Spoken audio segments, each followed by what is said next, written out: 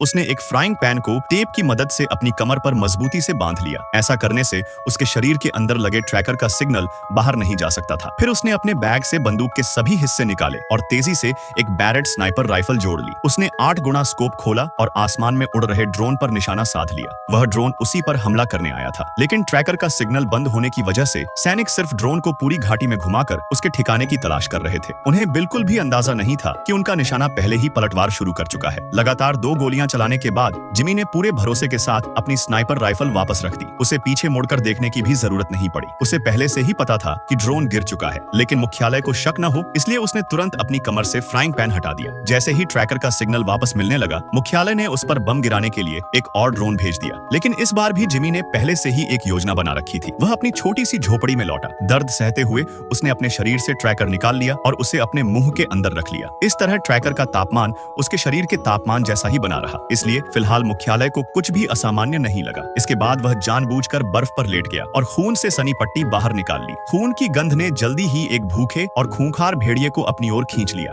जैसे ही भेड़िए ने उसे कमजोर हालत में देखा, उसने अपने नुकीले दांत दिखाए और उस पर झपट पड़ा। जिमी ने तुरंत अपने सामने लगाया हुआ जाल सक्रिय कर दिया और भेड़िए को उसमें फंसा लिया। फिर उसने अपनी पिस्तौल निकालकर बाकी भेड़ियों को भी वहां से भगा दिया, जो अभी भी उसके पास आने की कोशिश कर रहे थे। अब जिमी को सिर्फ उस ट्रैकर को भेड़िए के शरीर के अंदर डालना था, ताकि ड्रोन उसी का पीछा करे और वह खुद बमबारी से बच सके। लेकिन आखिर वह एक जंगली जानवर था। जिमी को ट्रैकर उसके मुंह के अंदर डालने में पूरे 10 मिनट लग गए। तब तक ड्रोन उसके सिर के ऊपर पहुंच चुका था। जिमी पूरी ताकत से दौड़ने लगा ताकि ट्रैकर से जितना हो सके उतनी दूर निकल जाए, लेकिन तभी भेड़िया भी उसके पीछे पीछे भागने लगा। जैसे ही ड्रोन ने ट्रैकर वाले निशाने को लॉक किया, उसने तुरंत एक बम गिरा दिया। खुशकिस्मती से जिमी काफी दूर निकल चुका था, इसलिए विस्फोट का उस पर कोई असर नहीं हुआ। CIA जिमी को मारना इसलिए चाहती थी क्योंकि उन्होंने दवाओं की मदद से सुपर सैनिकों की एक खास टीम बनाई थी। जिमी भी उन्हीं में से एक था। उसकी सबसे बड़ी ताकत थी कि वह बेहद ठंड को आसानी से सह सकता था। वह -200 डिग्री जैसी भीषण ठंड में भी जिंदा रह सकता था और ऐसे माहौल में हर तरह का मिशन पूरा कर सकता था। यहाँ तक कि वह बिना किसी खास उपकरण के माउंट एवरेस्ट पर भी चढ़ सकता था। लेकिन इस ताकत की एक बड़ी कीमत भी थी। इन सभी सुपर सैनिकों को जिंदा रहने के लिए हर दिन वह खास दवा लेनी पड़ती थी। इस अमानवीय प्रोजेक्ट का राज गलती से एक पत्रकार के सामने आ गया। सबूत मिटाने के लिए CIA ने दुनिया भर में मौजूद उन सभी सुपर सैनिकों को मरवाना शुरू कर दिया। हालांकि जिमी किसी तरह बच निकला, लेकिन उसके पास अब उस दवा की बहुत कम गोलियां बची थी और वह जानता था कि उसकी जान बचाने वाली उस दवा का बाकी भंडार सिर्फ CIA की लैब में ही मौजूद है।